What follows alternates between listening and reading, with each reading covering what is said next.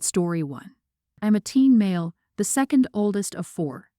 My older sister, 18, has Down syndrome and is medically complex with complex needs. She also has food allergies. My younger sister, young teen, has a host of food allergies, and some of them are very serious. And she's also on the spectrum. Then we have my younger brother, tween. He has a lot of medical issues related to food and allergies that go along with it. We always try to make sure places are accessible for them, especially because my older sister is in a wheelchair. This means I can be overlooked. It means making sacrifices or accepting that things will never be as far as they would be for a kid in a family with fewer extra or special needs. I'm used to not getting my favorite dishes, and I'm used to not getting my top pick for vacations because my parents don't think it's accessible enough or autism-friendly enough. I'm used to my siblings never getting turned down for that stuff. After a while, it became something I had expected.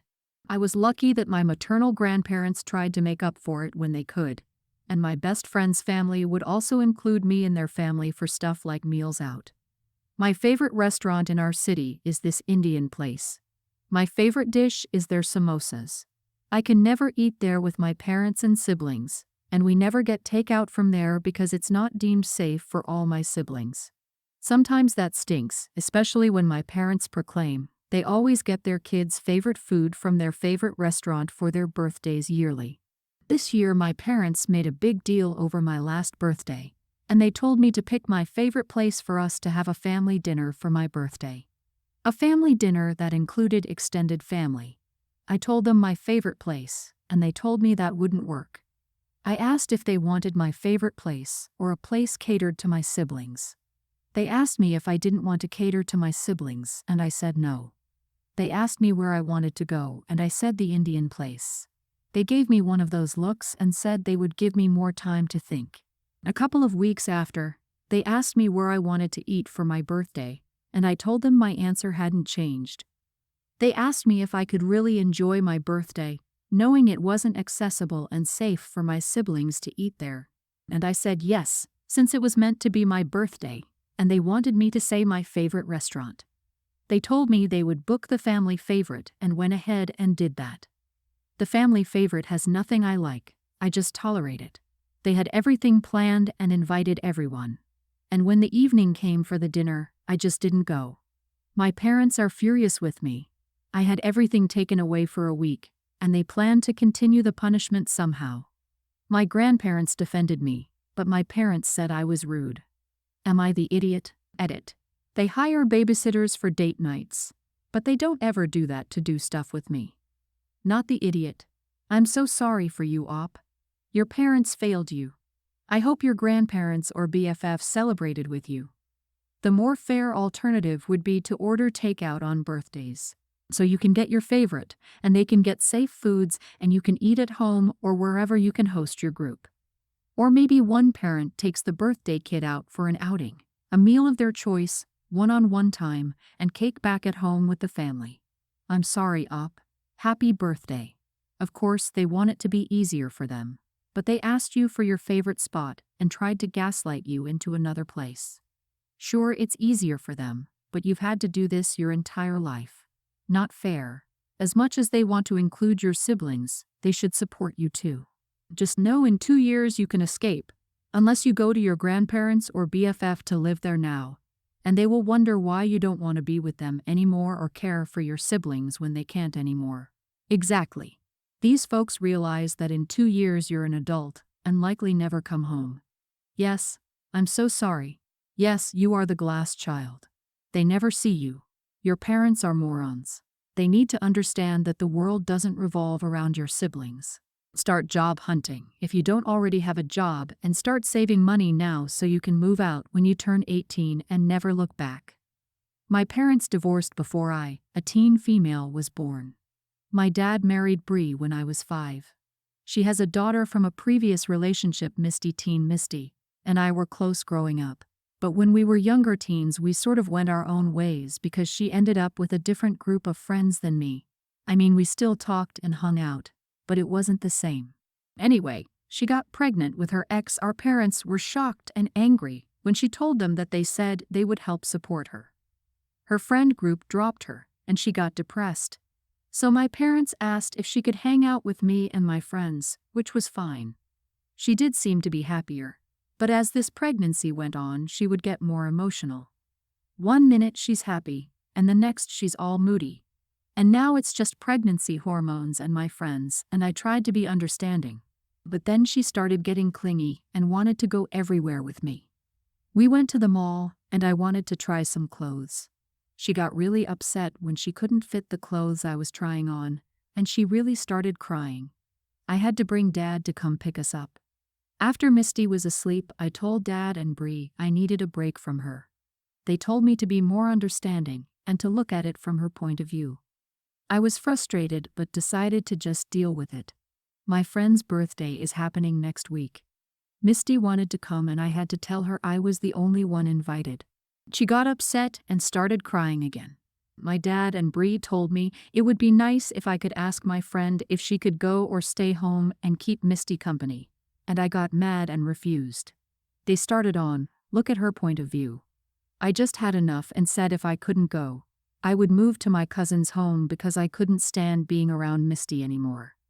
They were furious because Misty heard, and they demanded I apologize to her, but I wouldn't. They said it wasn't my fault she got pregnant. Since then, everyone has been tense and my parents aren't talking to me. Misty hardly leaves her room now and I'm feeling bad and thinking I went too far. Am I the idiot? Not the idiot? Why do you have to look at her perspective, but no one has to look at yours? You're young and have done nothing wrong, yet you're expected to forego your happiness and youth because she made a foolish mistake. Next time dad or stepmom say that, ask that they do the same for you. You are her stepsister, not an emotional support human. You are her stepsister, not her therapist, and you most certainly should not be forced to assist in raising a child you were not responsible for making, because we all know where this is heading. Or pay attention to this, especially the last sentence. We know where this is going. But if you don't, they will force you to babysit and give up important milestones, prom, homecoming, social events, etc. Saying she doesn't have a chance to live a normal life like you. Just this one thing, she is not your child. She made a series of choices that took away her chance. You did not. You don't owe her anything. This. I cannot stress this enough because this is exactly what will happen. You have to watch her baby because she's tired. Look at it from her point of view. And you don't mind deferring going to college, do you? So you can look after Misty's baby. We can't afford to both help Misty and send you to college. Look at it from her point of view. You can hear this right now. Get out of that house and go to your cousin's place ASAP. My fiancé and I have been together for 7 years. We have an infant daughter together. And I have 2 tweens with my ex who died in a car accident 10 years ago. My fiancé is fantastic. He's excellent with the kids, great to me, super attentive, caring, empathetic, and insanely patient. He's never once made me question him, and honestly our communication is top-notch. Of course we have disagreements, but they are few and far between. Generally speaking, if we run into an issue warranting a deep discussion, we work it out together with no ill feelings. But he wants to move back to his hometown, and he truly slept with almost every woman there. Despite what it looks like, his body count doesn't bother me. But his hometown is literally so small. Everyone knows everyone, and given how much he got around, you can't even go to a store in that area without running into either someone he screwed or that person's parents. He doesn't associate with any of these people anymore, though he does have friends in the area who do still associate with multiple women in question. I'm not saying anything would happen, but I really just don't want to deal with it. I don't want to go to a parent-teacher conference with him. He goes to every single one, and have to deal with one of his many old partners who just happens to be there with their children, which would likely happen. I don't want to walk into a grocery store or gas station and be met with the "Hey, you're Matt's wife, right?" I just don't want the attention at all. I moved out of my hometown for this exact reason. Everyone knows everyone. Well, we were in that area last week for his family dinner. One of his exes was there. His sister and her are friends now, though they weren't back in the day. It wasn't awkward or anything. She's cool, actually. But his family was all, "When will you guys move back this way?" I laughed it off. Well, leave and stop at the grocery store. While we were inside, some guy walked over with his girlfriend and said, "Matt, how you doing, bud?" They started a conversation. At some point he goes, "You remember Tasha, right? Didn't you guys hook up back in the day?" As if it was just a normal conversation. Anywho, he wants to move back. The school system is one of the best in the state. There's a lot of work there, and there are a lot of nice properties, and it's close to both our families. My family is in the next town over, but I truly just don't want to deal with it. I enjoy living in the area we are now, where we don't know anyone and have zero drama. He says he understands where I'm coming from, but keeps saying, it's not like that, right? I would never do anything to jeopardize us. It's a better school for the kids and closer to our families. I know I have a past, but I truly would never cheat on you.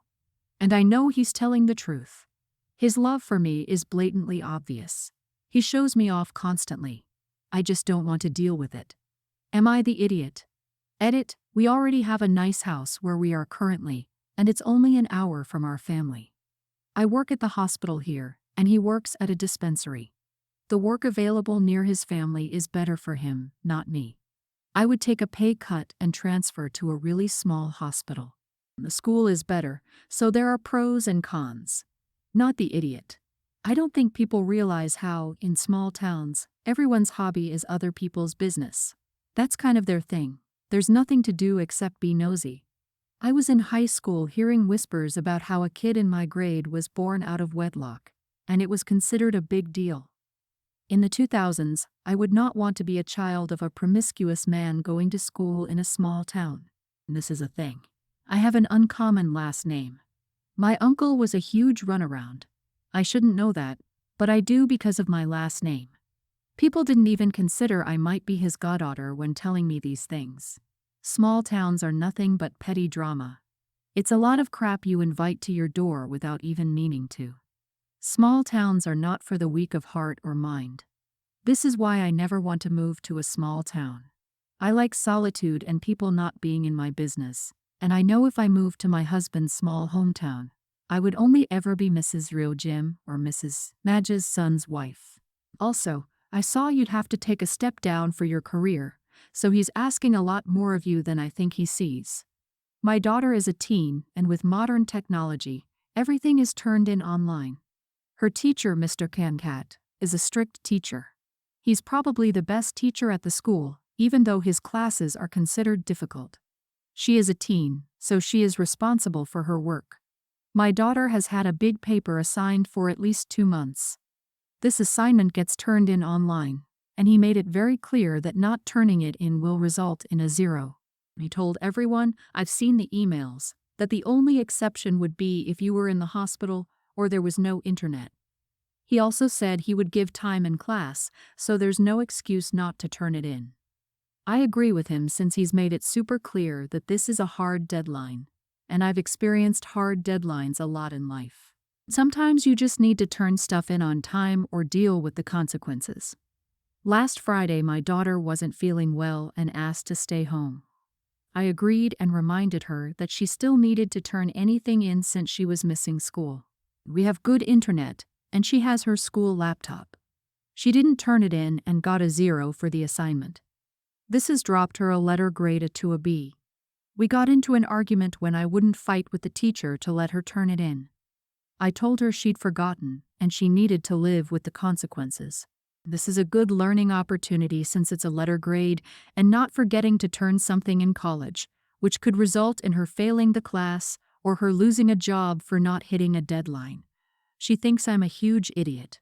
Edit. It's completed. I've seen it. She just didn't turn it in. It's better that she learns the lesson now before it costs her money or has to retake stuff. She just forgot. Not the idiot. Wow, you're a rare specimen parent. A parent who allows their kids to face consequences for their actions or inactions. Way to go. I'm not being sarcastic in the least. Too many parents want to be friends with their kids rather than parent their kids. Your daughter hopefully learned a hard lesson, and you have gained the teacher's respect. She had all day. She just forgot a big assignment. Sounds fishy. Consequences suck, but are a fact of life. Also, she's a mid-teen. At this age, she should be the one corresponding with the teacher. I would go to my teacher and not ask my parents to do it on my behalf. She can ask to do extra assignments to improve her grade, etc. Growing up, I never asked my parents to go back for me, so I always find it odd hearing how some have. My husband 41, and I 40 have 5 daughters. Avery young teen, Bella pre-tween, Cassie young grammar schooler, Diarrhea preschooler, and Emily toddler. The 3 middle girls are good friends with an autistic girl, Jenny, a young grammar schooler, who regularly comes over to play with them. We've also included Jenny in many family outings, from the beach to bowling to amusement parks. Jenny's mom has done the same for my girls, only she takes them with her one at a time as she's also autistic and not used to caring for multiple children since Jenny's an only child. We had Jenny over for a sleepover this weekend and took her out for lunch. Jenny and Daria ordered the same meal, chicken tenders and French fries. I noticed that Daria finished her chicken before eating her fries, and Jenny ate all but one before moving on to her fries. About halfway through the meal, Avery had to go to the bathroom and offered to take the younger kids with her if they needed to go. Bella, Cassie, Daria, and Jenny went to the bathroom with Avery, while my husband and I stayed at the table with Emily. While the older girls were gone, I saw Jenny still hadn't eaten her last chicken tender, and, assuming she wouldn't eat it, gave it to Emily, who ate a little more than half of it before her sisters and Jenny returned. After sitting down, Jenny noticed her chicken was gone and asked what happened to it. I told her, "You weren't eating it, so Emily ate it." She said that she was saving it for last and looked like she was about to have a meltdown, which I still have yet to deal with in public. So I took the little piece of chicken Emily didn't eat and gave it back to her, but she refused to eat it because it had baby germs on it. When Jenny's mom came to pick her up later that day, she told her mother about it. Her mom called me inconsiderate and said I should have waited for her to return and asked her before giving it away. She told me that she often saves certain foods for last too, must be an autistic thing, before having Jenny say goodbye to my girls and leaving. My husband and I talked about this, and he said he agrees with Jenny's mom's point about asking her first. I think she overreacted and the kids haven't brought it up. So am I the idiot for giving away my daughter's friend's last chicken tender? You are the idiot. Not only did you give someone's food away, but you also attributed her saving food to her autism. I'd be disgusted and insulted if someone handed me a toddler's leftovers and was like, "Enjoy." Yeah, no thanks. I'm sure you're fine eating off your little bundle of joy, but it's going to be a hard pass for me. I could never imagine just giving away someone's food without asking. I don't even take a fry from someone without asking. But to just give away someone's food and then give it back half-eaten. How can you see it's not okay? Do better. The ages don't matter here. The friend having autism doesn't matter here. The only thing that matters here is that you took food from someone and gave it away. I save the best bite for last, or the best things on the plate all the time. You don't need to appear so confused by what must be autism. She wasn't done with her meal, period. People eat food at their own pace and in their own way, and it isn't difficult or confusing to just leave their food alone. Thanks for listening.